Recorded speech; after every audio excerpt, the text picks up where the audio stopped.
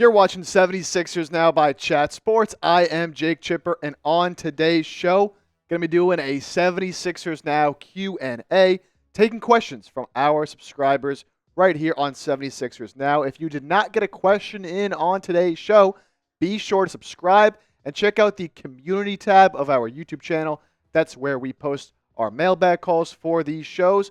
So if you didn't get one in on today's show, keep an eye out in the future for more mailbag calls just like this one. And before we get started, you know what I need you to do. Go on down, hit that sub button, and join the movement here on 76ers Now, the best place for you to get year-round content and year-round coverage on your Philadelphia 76ers here on YouTube. Trade deadline is coming up shortly on February 6th, so stay in the know and hit that sub button. Let's get right into the questions. First one coming in here from Josh Wortley, 906. Josh asks, assuming the Sixers continue to struggle and lose consistently, what players could we see moved if the team becomes sellers? And look, the way it's going right now, it looks like the 76ers are going to be sellers, having an awful month of January. So there are really 5 guys that I would say to watch out for when it comes to trade candidates if the Sixers do decide to sell, with my number 1 trade candidate being Guerschon Yabusele. And here's why.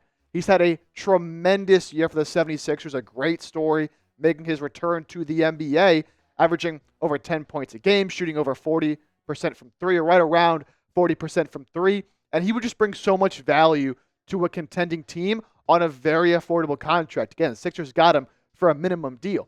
So any contender out there that's looking at a cheap option to their roster would love to add Guerschon Yabusele. The Sixers, while I would love for them to be able to keep him long-term because of NBA cap rules, can only offer him about $6 million in free agency this offseason, whereas other teams can probably offer him and probably will offer him a lot more money. So that's why I think Yabusele, trade him now so you can get value for him rather than losing him for nothing.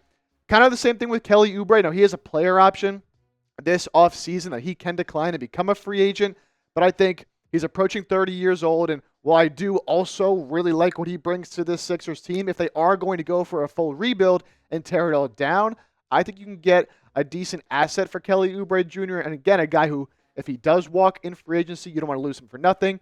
Andre Drummond, still a viable backup center in the league, and with the emergence of Adem Bona on this roster, I think he's expendable, and I think a contender, maybe somebody like the Lakers looking for more size, would be interested. Dallas Mavericks, another interesting team to throw out there with the injury to Derek Lively.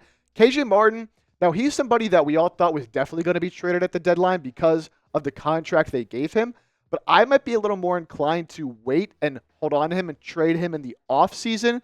That way, if you trade him right now and you're selling, it's not like you're going to get this high-level asset. I'd rather trade him when you're trying to make an upgrade rather than trying to tear down the roster. So maybe you hold on to him for now. And then Eric Gordon as well. Started off the season a little bit slow, but has been better as of late in January, shooting 40% from 3 this month. Cheap veteran option that I think back end of the bench player for a contending team. Somebody would probably be interested in his services. Next, long one here. Omar Pickney, 2882, coming in with the question. I don't know what compelled Sixers management to reach an extension with Joel with 2 years remaining on his deal. That was utterly stupid considering his injury history, especially the last few years. Seems inevitable that they have to move on from Embiid. Signing that extension makes it far more difficult to move him and get back a significant haul. We talked a little bit about this on the show. Morey giving Embiid that extension and the timing of it, right? Coming off that injury and then pushing him to play in the playoffs and playing in the Olympics. The Sixers actually met with, I believe, a dozen doctors before they signed Embiid to that extension to determine the extent of his knee injury, and then still decided to give him the money, even though he still had years remaining on his deal. And so now you're stuck with this massive contract, paying Embiid upwards of $69 million in the final year of the deal. And if you do want to move off from him in the offseason, I do still think there would be an interested team here or there that's willing to take a chance on him, just because of how uber talented he is when he is right and when he is healthy. But, man, to me, it doesn't make sense from an organizational perspective when you think about Daryl Morey giving him this deal. And now apparently the Sixers are frustrated with Embiid for not being available and his inconsistency of play for this team, Well, Daryl Morey, you knew this was going to be an issue, but you still signed him to this deal. If you were worried, which you should have been about his knee, then why pay him long term? I get wanting to lock him up because, again, when he's on the court, he is so good. But, man, paying him all this money now and you're locked into Paul George, like, it's going to be really hard to move off of these two contracts. It's going to really limit you if you try to restructure the way this roster is built. And so, look, I love Embiid, but the fact of the matter is he's just not out there a lot. That's not his fault. He just isn't available very often. Played just 13 games this season, and he's going to be making a whole lot of money. It's all because Daryl Morey decided to trust his guy and believe they had a plan that could work. And obviously, whatever that plan was to keep Embiid healthy has not worked. Next question from Jatraj P4D. And he asks, can the Sixers go for their first round pick? What are their chances? Yeah, so talking about this team selling and this team rebuilding, right? Their first round pick this season is owned by the Oklahoma City Thunder, but it is top 6 protected, meaning that if the pick lands 1 through 6 in the NBA draft, the Sixers do get to keep it. But if it falls 7 through 30 in the first round, it goes to the Oklahoma City Thunder. Now, at one point, we thought maybe the Sixers would be able to trade back for that pick and amend the protections on it so that they could get the pick no matter where it lands. Unfortunately, because of other protections involving other picks and other trades that were made, that is not the case. So the Sixers cannot trade back or change their protections on the pick. So it has to fall 1 through 6 this year for the Sixers to keep it. Right now, the way things stand, the Sixers have the 8th best lottery odds, which does not obviously sound good if you want to maintain a top 6 pick. And even if you somehow manage to fall down in the standings past teams like the Portland Trailblazers and the Brooklyn Nets to have top 6 lottery odds, there's really no guarantee that you would get a top 6 pick. You take a look here. This little graph shows the odds the Sixers keep their first round pick based off their record, right? So currently, they have the 8th worst record in the league. That will mean they have about a 26% chance to keep their pick. But you see, even if they do somehow rise up to number 6, it's still only about a 50-50 shot to keep the pick. So, can they tank and can they try to do whatever they can to keep that pick? They have to be the worst or the second worst team in the NBA to have a 100% chance to keep that pick. So, look, it's going to be tough to guarantee yourself. There really is no way to guarantee yourself a chance to keep that pick when it comes to the NBA draft because of the way the NBA lottery works. Now, you take a look at the current lottery odds.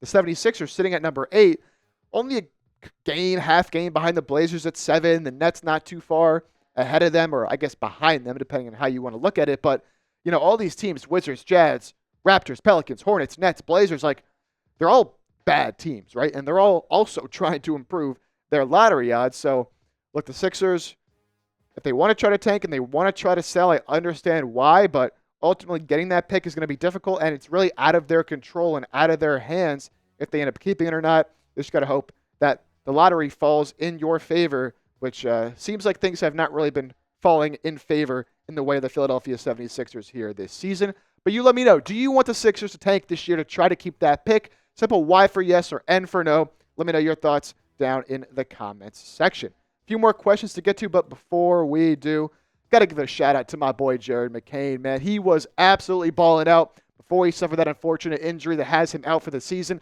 I know he's going to come back better than ever. And when he does, you're going to want to have yourself a Jared McCain jersey, man.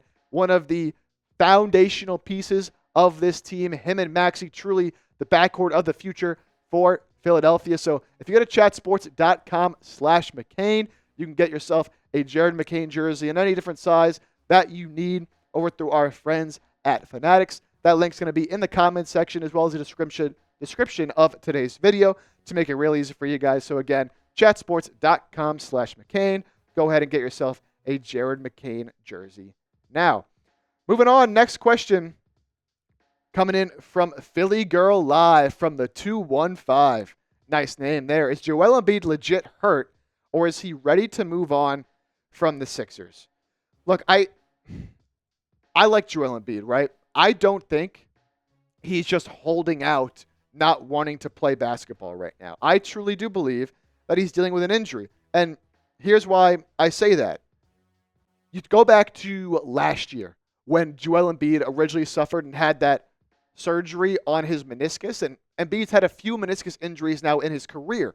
What happens when you have multiple meniscus injuries and surgeries is they sort of chip away and remove parts of the meniscus, and that can lead to bone-on-bone action in the knee. And so then what happens long term is you can have swelling and you can have pain that just comes up at any moment. So it's not even really an injury per se.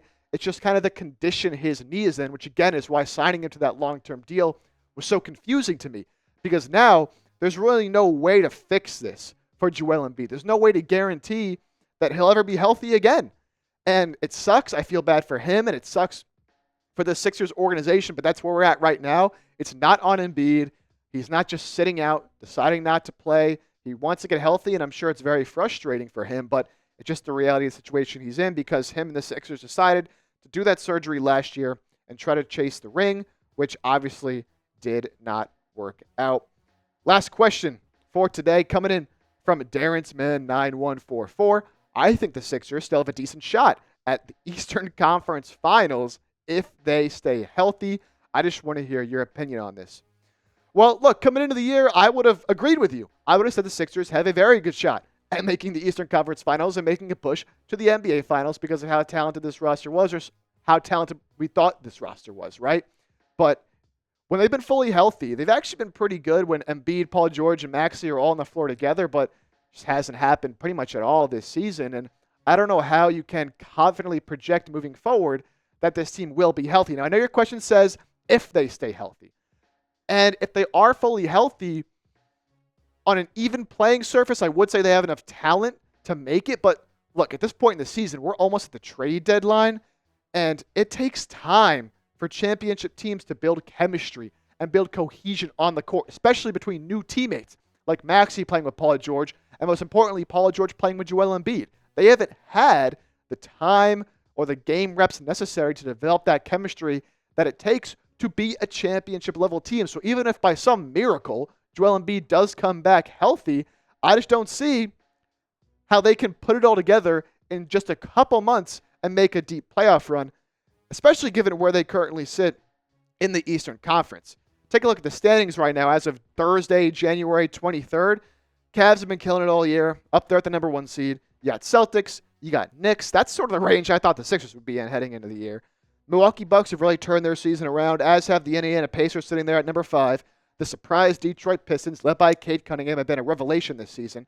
Atlanta Hawks, Orlando Magic have dealt with a bunch of injuries this season to their star players as well. Miami Heat at 9 and Chicago Bulls rounding out that top 10. And the Sixers currently sit at the 11th seed at 15 and 27.